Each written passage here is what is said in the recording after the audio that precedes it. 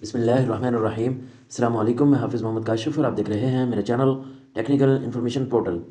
Friends, आज की video में हम बात करेंगे फाइलर्स के ऊपर कि फाइलर्स को किन परेशानियों का सामना करना पड़ेगा अगर वो कोई चीज़ परचेज़ करने लगेगा। तो नॉन फाइलर्स की हमने तो बात की कि उसके टैक्स बहुत ज़्यादा हैं, अब वो कोई चीज़ परचेज़ नहीं कर सकता। अगर उसे परचेज़ करनी है, उसे इन्वेस्टमेंट करनी है और उसने कोई और भी काम करना है, गाड़ी परचेज़ करनी है, एक लिमिट से ज़्यादा इन्वेस्टमेंट करनी है, बैंक अकाउंट इवन ओपन करवाना है, तो उसको फाइलर होना पड़ेगा। तो फाइलर तो हो जाते हैं, ये सारी चीज़ें क्या हमें एलिजिबल हो जाएंगी, क्या हम अलाउ हो जाएगा। अब हम इन्वेस्टमेंट भी कर सकते हैं, चीज़ें परचेज़ भी कर सकते हैं और बैंक अकाउंट ओपन करवाना चाहें वो भी करवा सकते हैं, इन्वेस्टमेंट करना चाहें वो भी कर सकते हैं। अब हमें कोई मसला नहीं है। नहीं, ऐसा नहीं है।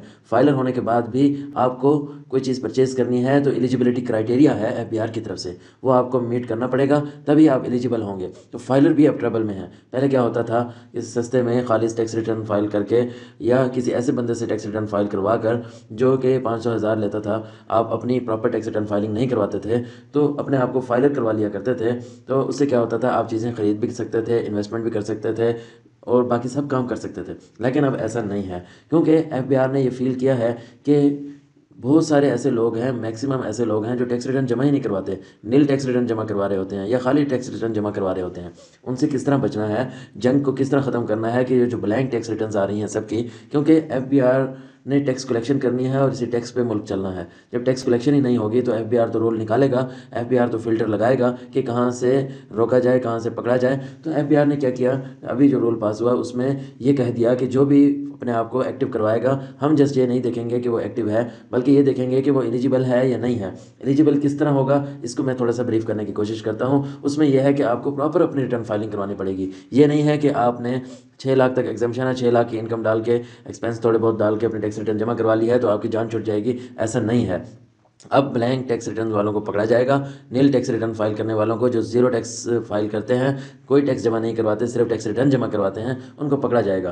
वो किस तरह पकड़ा जाएगा और क्या फाइलर्स को परेशानियां फेस करनी पड़ेंगी, इसके ऊपर हम बात करते हैं। वीडियो स्टार्ट करने से पहले आपसे रिक्वेस्ट करूंगा कि अगर आपने अभी तक मेरे चैनल टेक्निकल इन्फॉर्मेशन पोर्टल को सब्सक्राइब नहीं किया, सब्सक्राइब कर लें ताकि इसी तरह की वीडियोज़ और नोटिफिकेशन पर वक्त आप तक पहुँचते रहें। फ्रेंड्स, अब आपको प्रॉपर फाइलिंग करनी होगी अगर आप एलिजिबल होना चाहते हैं। प्रॉपर फाइलिंग किस तरह है, जैसा कि मैं वीडियोज़ में बताता रहता हूँ कि आपने एक प्रॉपर रिकॉर्ड कीपिंग करनी है। प्रॉपर रिकॉर्ड कीपिंग में क्या चीज़ आती है जो कि एफबीआर चेक करता है, वो सबसे पहले आता है इसमें बैंक स्टेटमेंट।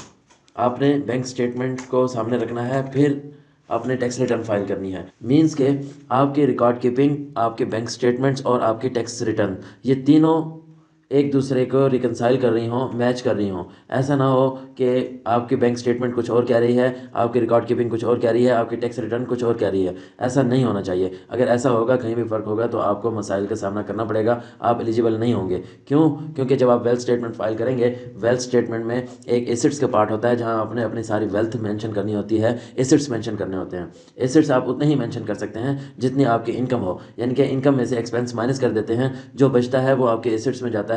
कैश की सूरत में आपका एसेट बनता है, या कोई चीज़ परचेज कर लेते हैं उसकी सूरत में आपका एसेट बनता है, प्रॉपर्टी परचेज कर लेते हैं, बैंक बैलेंस है, ये सारे आपके एसेट्स होते हैं। गाड़ी है, गोल्ड है, ये सारे एसेट्स हैं। अब जब आप अपनी एसेट्स बनवाएंगे तो आपका ये देखा जाएगा कि एसेट्स में आपने बैंक में मेंशन किया है कि आपकी 5 मिलियन है, तो आपके रिकॉर्ड में भी जो बैंक बैलेंस है 5 मिलियन का आना चाहिए। आपकी बैंक स्टेटमेंट भी देखी जाएगी, एलिजिबल अगर आपने होना है कोई चीज़ परचेज करने के लिए तो आपका बैंक स्टेटमेंट भी देखी जाएगी कि उसमें भी 5 मिलियन पड़ा हो। ये ना हो कि टैक्स रिटर्न में तो आपने लिख दिया है कि 5 मिलियन आपके पास है, बैंक स्टेटमेंट में ना हो। और दूसरे दो चीज़ें तो ये हो गई जिसमें देखा जाएगा, और तीसरी आपकी टैक्स रिटर्न में देखा जाएगा कि वहाँ पे भी आपने 5 मिलियन ये वेल्थ स्टेटमेंट में आपने लिखा हुआ हो। ये तीन चीज़ें हो गई, और इसके साथ साथ जो चौथी चीज़ है वो ये है कि आप इसके ऊपर टैक्स भी पे कर चुके हों। ऐसा नहीं है कि आप 5 मिलियन लिख दें अनरिकनसाइल्ड हो, इसके ऊपर टैक्स भी पे होना चाहिए।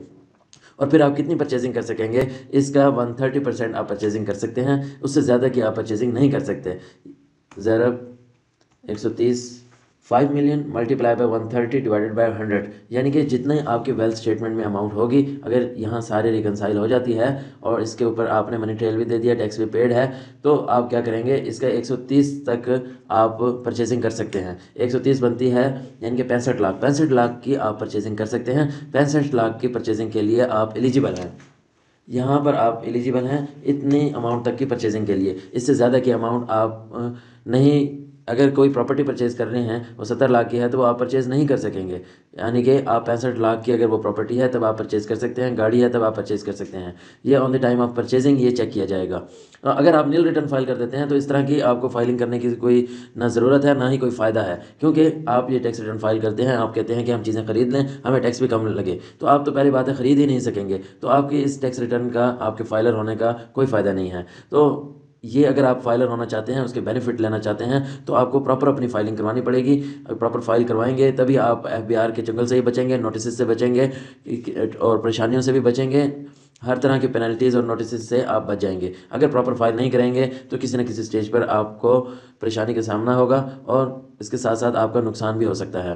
फाइनेंस को बचाने के लिए आप ये सारा काम करते हैं और सबसे ज़्यादा ही आपका फाइनेंस डिस्टर्ब होगा और आपका वक्त भी ज़ाया होगा, परेशानियाँ अलहदा होंगी। उम्मीद करता हूँ आपको मेरी वीडियो पसंद आई होगी। अगर पसंद आई हो तो मेरे चैनल टेक्निकल इन्फॉर्मेशन पोर्टल को सब्सक्राइब जरूर कीजिएगा। इसके साथ ही हाफिज़ मोहम्मद काशिफ को इजाज़त दीजिएगा। नेक्स्ट वीडियो तक के लिए अल्लाह हाफिज़।